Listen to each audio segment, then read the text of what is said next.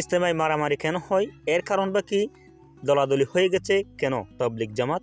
আজকে আমি এই বিষয়টি ফুল ডিটেলসে আলোচনা করব। অবশ্যই ভিডিওটি শেষ অবধি দেখার অনুরোধ রইল।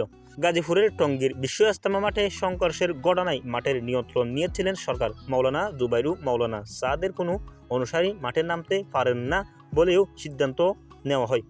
একটি দলকে ধর্মীয় স্বার্থ উস্কানিমূলক বক্তব্য দেওয়া থেকে বিরত থাকার আহ্বান জানানো হয়েছে সরকার থেকে।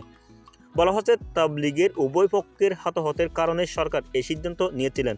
তাহলে আমরা জানবো আজকে তাবলিগের এই দলাদলিগুলো কোথায় থেকে শুরু হয়েছিল। তাহলে আমাদের ফিরে যেতে হবে 13 বছরের পিছনে। 2011 সাল থেকে এই নতুন প্রতিক্রিয়া ইজতেমার আয়োজন করা হচ্ছে, ফলে ইজতেমায় আরও অনুসারীদের অংশগ্রহণের সুযোগ সৃষ্টি হয়েছে।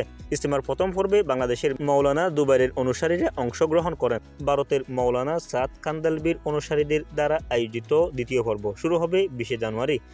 ইতিহাস বোঝানোর জন্য আপনার আরও কিছু দরকার। অবশ্যই এখন আমরা সেই পুরনো দিনে ফিরে যাব।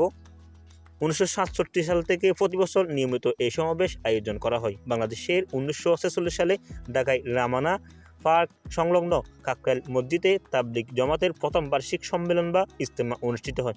প্রতি বছর বাংলাদেশের প্রত্যন্ত গ্রাম শহর বন্দর থেকে লক্ষাধিক ধর্মপ্রাণ মুসলমান এবং বিশ্বের প্রায় 50 থেকে 55 দেশের তাবলিগ ধর্মাবলম্বী মুসলমানরা এখানে উপস্থিত হন। প্রায় 25 থেকে 30 লক্ষ মানুষ বিশ্বের দ্বিতীয় বৃহত্তম আন্তর্জাতিক ইসলামী সম্মেলন বা বিশ্বের ইজতেমায় অংশগ্রহণ করেন। 1927 সালে উত্তরপ্রদেশের সাহারানপুর অঞ্চলে ইসলামী দাওয়াত বা তাবলিগ শুরু হয়েছিল, তবে এলাকাভিত্তিক সম্মেলন বা ইজতেমারের আয়োজন করেছিলেন মাওলানা আব্দুল আজিজ। 1950-এর দশকের বাংলাদেশি তাবলিগ জামাত শুরু করেন।